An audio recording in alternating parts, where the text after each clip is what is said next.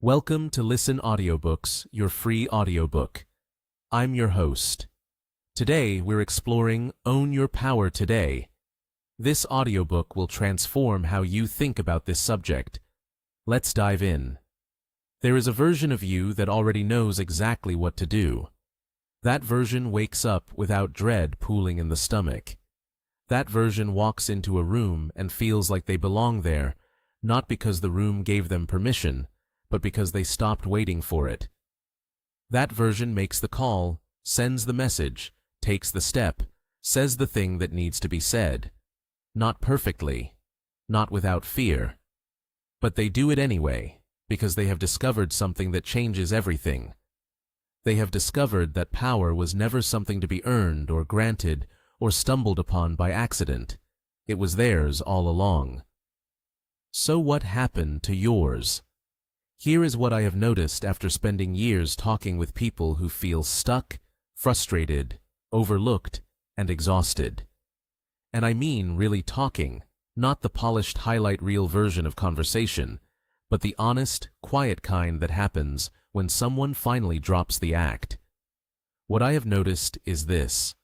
Most people do not lack ability. They do not lack intelligence or talent or even opportunity. What they lack is a felt sense of permission to actually use what they already have. Somewhere along the way, life handed them a story about who they were allowed to be, and they believed it. You may have believed it too. Maybe it came from someone who should have lifted you up, but cut you down instead. Maybe it came from a failure that felt so final, you built a wall around that whole part of yourself to protect against ever hurting like that again. Maybe it came from years of quietly watching other people move forward, while you stood at the edge of your own life, certain that they had something you lacked, some invisible quality that made them worthy of their own ambitions. And so you waited. You told yourself you would step into your power when the timing was better, when you felt more ready, when the circumstances lined up just right. But the timing never came, because it never does, not on its own. This audiobook is not going to hand you a motivational script to repeat in the mirror every morning. It is not going to promise you that positive thinking alone will reshape your reality. What it is going to do is something far more honest and far more useful. It is going to help you see the specific, identifiable ways that you have been quietly, unconsciously handing your power away, and it is going to walk you, step by step, back to yourself. Because here is the truth I want you to sit with right now, in this very moment, wherever you are listening to this. You are not behind. You are not broken. You are not someone who had their chance and missed it. You are someone who is exactly one decision away from a completely different relationship with your own life. And that decision starts right here, right now. Let's begin. Chapter 1. Open with a powerful hook that confronts the listener with the uncomfortable truth that most people silently surrender their power every day through fear, hesitation, and self-doubt. You already know. That's the part nobody talks about. You already know, somewhere underneath the noise of your daily routine, underneath the packed schedule and the scrolling and the small talk, you already know that you are not living at the size you were built for. And that knowledge, it sits quietly in your chest, like an ember that never quite goes out. Today, I want to talk to you about something that most people spend their entire lives avoiding, not because it's complicated, not because it requires some special degree or rare talent, but because it's uncomfortable in a way that feels deeply personal.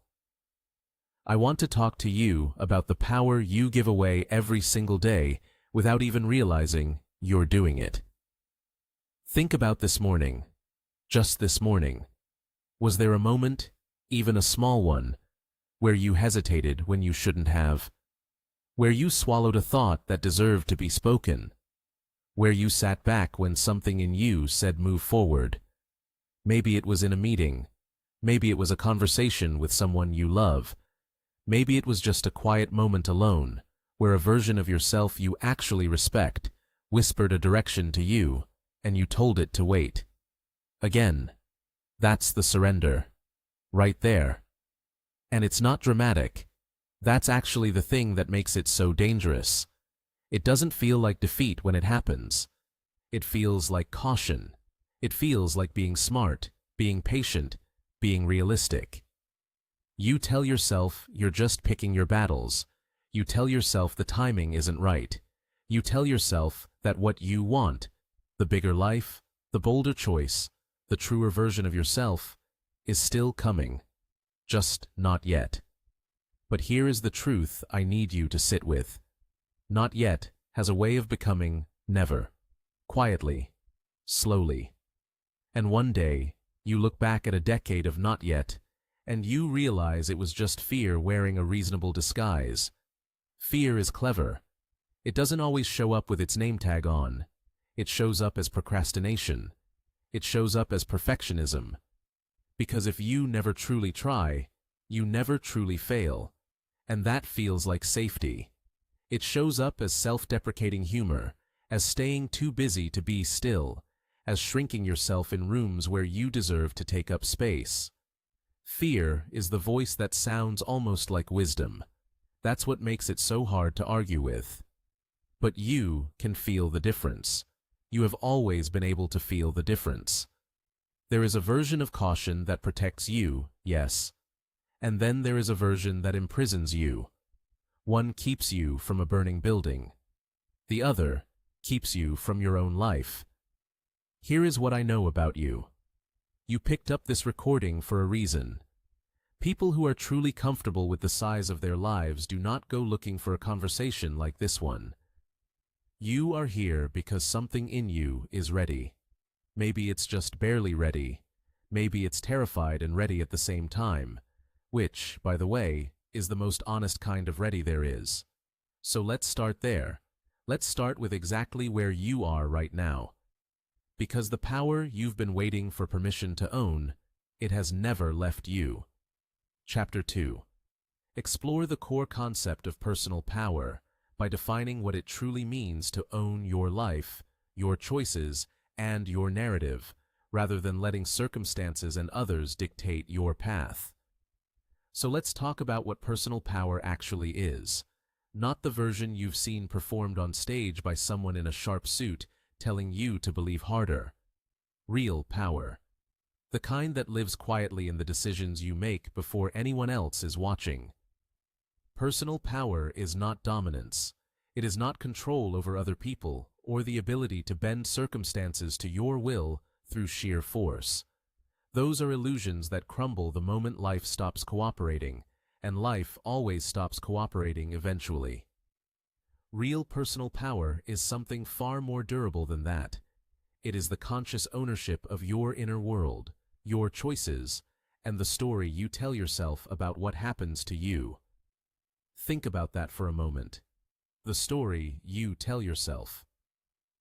Because here is the truth most people never sit with long enough to feel. Two people can walk through the exact same experience and come out living completely different lives. Same job loss, same heartbreak, same diagnosis. One person decides the world did this to them and waits for the world to fix it. The other person asks, "What do I do with this?" Those two questions lead to two entirely different destinies, and the only thing separating them is who holds the pen. You hold the pen. You have always held it. The question is whether you have been writing your own story or letting other people write it for you while you sit in the corner pretending you don't notice. Owning your life means reclaiming that pen. It means looking honestly at the places where you have handed your power away, not with self-judgment, but with clear eyes. Maybe you have been waiting for someone's approval before you let yourself move forward. Maybe you have been calling your fear being realistic. Maybe you have mistaken the voice of your conditioning for the voice of your own truth. These things happen to almost everyone. The problem is not that you handed the pen away. The problem is staying in that position once you know better. And you do know better. That is why you are here. Owning your choices means taking full responsibility. And I want to be careful with that word because responsibility has been twisted into something punishing. It is not about blame. It is actually the opposite. Blame keeps you stuck in the past, pointing fingers at causes. Responsibility pulls you into the present and hands you agency. It says, regardless of how I got here, I get to decide what I do next. That is not a burden. That is freedom. Real, lived, breathing freedom. And then there is your narrative. The ongoing internal broadcast of who you are and what you deserve and what is possible for you. So much of what you believe about yourself was handed to you before you were old enough to question it. Old enough to say, wait, is this actually true? Personal power invites you to audit that broadcast, to ask which parts of your story are yours and which parts you absorbed from people who were also just doing their best with what they had. You are not obligated to keep living inside someone else's conclusions about you. This is the core of everything, not a technique or a mindset hack, just the simple, radical act of deciding that your life belongs to you, fully, without apology. Chapter 3. Introduce the 3 foundational pillars of owning your power: radical self-awareness, intentional decision-making, and unwavering accountability for your actions and outcomes. So now that you understand what it truly means to step into your power, let's talk about what actually holds it up. Because power without structure is just energy with nowhere to go. And you deserve more than scattered energy. You deserve a foundation. There are 3 pillars that support everything we're building together. And when all 3 are standing strong, something remarkable happens. You stop reacting to your life, and you start authoring it. The first pillar is radical self-awareness, and I want you to notice that word. Radical. Not casual, not occasional. Radical. This is the kind of self-awareness that asks the hard questions and waits for honest answers. It's knowing not just what you do, but why you do it. It's recognizing the patterns you've carried so long they feel like personality, when really they're just old survival strategies that have overstayed their welcome. Most people move through their days on autopilot, responding to the world from a place they've never actually examined. You're not going to do that anymore. Radical self-awareness means you become a student of yourself, genuinely curious, genuinely honest, and willing to see things you might not love seeing. That willingness is where your power begins. The second pillar is intentional decision-making. Every single day, you are making hundreds of choices. Some feel enormous, some feel trivial. But here's what I want you to understand. There are no neutral decisions. Every choice is either moving you toward the life you want or quietly pulling you away from it. Intentional decision-making means you stop letting urgency, habit, or other people's expectations make your choices for you. It means you pause, even just for a breath. You ask yourself, is this aligned with who I'm becoming? Does this serve my vision, or does it serve my fear? That pause is not weakness. That pause is power in action. Because when you make choices from a place of clarity and intention, you stop waking up wondering how you got somewhere you never meant to be. And the third pillar, this one matters deeply, is unwavering accountability. Not blame, not shame, accountability. There's a difference, and it's important. Blame looks backward and punishes. Accountability looks at reality clearly and asks, what do I do now? When you own your outcomes, the good ones and the difficult ones, you reclaim something extraordinary, your agency. You stop being a passenger. You step into the driver's seat, hands on the wheel, eyes forward. Unwavering accountability means that when something goes wrong, your first instinct isn't to find an excuse or a culprit. It's to ask yourself what role you played, what you can learn, and how you move forward with more wisdom than you had before. That's not easy, but it is profoundly freeing. These three pillars, self-awareness, intentional decision-making, and accountability, they work together. They reinforce each other. When you know yourself deeply, you make better choices. When you make better choices, you have more to be accountable for in a good way. And when you practice accountability, you learn more about yourself. It's a cycle, and it's yours to step into. Take a breath. You're already doing the work just by being here, and the work is absolutely worth it. Chapter 4. Provide practical, immediately actionable strategies and daily habits that listeners can implement today to reclaim their power, build momentum, and break the cycle of passive living. So let's talk about what today actually looks like. Not someday. Not next Monday when everything feels more aligned. Today. The first thing I want you to do is deceptively simple, and because it's simple, your mind is going to try to dismiss it. Don't let it. When you wake up tomorrow morning, before you check your phone, before you scroll, before the world pours its noise into your head, you're going to spend 2 minutes deciding who you are that day. Not hoping. Deciding. You might say it out loud. You might write it on a scrap of paper, but you are going to name it. Today, I am someone who moves forward. That's it. 2 minutes. That small act of intention is you placing your hand on the wheel before anyone else gets a chance to steer. Now here's where momentum actually comes from. People imagine momentum as this dramatic thing, this tidal wave of motivation that finally sweeps them into action. But real momentum is quieter than that. It's built from small completions. When you finish something, anything, your brain registers a win. So today, you're going to pick one thing that you've been putting off, and you're going to finish it, not start it. Finish it. A phone call you've been avoiding, a drawer you said you'd organize, one paragraph of something you've been meaning to write. The size doesn't matter. The completion does. Because every time you complete something, you're sending yourself a message that says, I do what I say I'll do.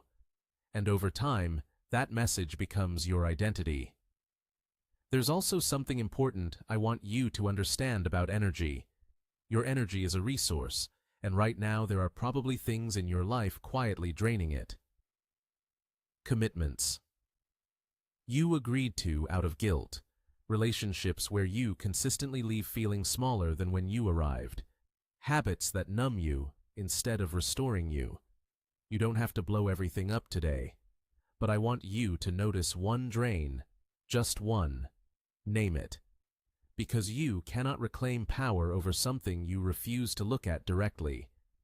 The other piece of this is learning to act before you feel ready. Passive living is largely built on waiting. Waiting to feel confident, waiting for the right moment, waiting for fear to go away. But here's what the most powerful version of you already knows. The feeling follows the action. Not the other way around. Courage isn't the absence of fear. It's the decision to move while fear is still in the room with you. So today, there is one thing you've been waiting to feel ready for. You know what it is. You've probably known for a while. And today, you're going to take one step toward it. Not the whole journey. One step. Send the email. Make the call. Say the thing. Show up. That single step will do more for your confidence than a month of thinking about it ever could. This is how you break the cycle, not with a grand transformation that arrives fully formed, but with a series of small, honest, intentional choices made day after day until they become the current you live in, rather than the current you struggle against. You have more power than you've been using. Today is where that changes. Chapter 5. Close with an urgent, inspiring call to action that challenges the listener to make a single bold move right now, reinforcing that the power they seek has always been within them, and today is the only moment that matters. So here we are. This is the moment I want you to feel all the way down into your bones. Everything we have talked about, every story, every challenge, every quiet truth you recognized somewhere inside yourself, it was never really about information. It was always about remembering. Remembering what you already carry. Remembering who you actually are, beneath the doubt, beneath the noise, beneath every voice that told you to wait a little longer or play it a little safer. You have been waiting long enough.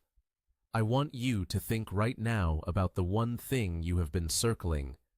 You know exactly what I mean. That call you haven't made. That conversation you keep rehearsing in your head, but never having. That dream you pull out in quiet moments, and then carefully fold back up and put away before anyone notices. That version of yourself you visit in your imagination, and then apologize to every time you choose comfort over courage. That thing, that specific, singular thing. I am not asking you to transform your entire life before the day is over. I am not asking you to become someone else. I am asking you to make one move, one real, honest, irreversible step in the direction of the life you actually want. One message sent, one application submitted, one honest conversation started, one moment where you stop negotiating with your own potential and simply act. Because here is what I know about you. The fact that you are still here, still listening, still searching, that is not desperation. That is desire. That is the part of you that refuses to settle, and that part of you is not broken. It is brilliant. It is the truest, strongest thing about you, and it has been trying to get your attention for a very long time. The power you have been looking for is not somewhere ahead of you. It is not waiting for the right circumstances, or the right season, or the right version of yourself that finally has everything figured out. It is here. It is now. It is you, exactly as you are, in this moment, with this breath in your lungs and this heartbeat moving through you. Today is not a rehearsal. This moment is the real thing. So when this recording ends, I want you to resist the urge to simply close your eyes, feel good for a few minutes, and then drift back into the same afternoon you were already having. That would be the easy choice, and you did not come this far to make the easy choice. You came here because something in you is ready. Trust that. Honor it. Make the move. The bold one. The one that scares you just enough to mean something. You are not waiting for permission. You never were. The only person who could ever give you that permission was you. And you have had it all along. You have always had it. This is your life. This is your power. This is your moment. Now go own it. Thank you for listening to Listen Audiobooks. I'm your host. If this resonated with you, please share it with someone who needs to hear it. See you for the next episode.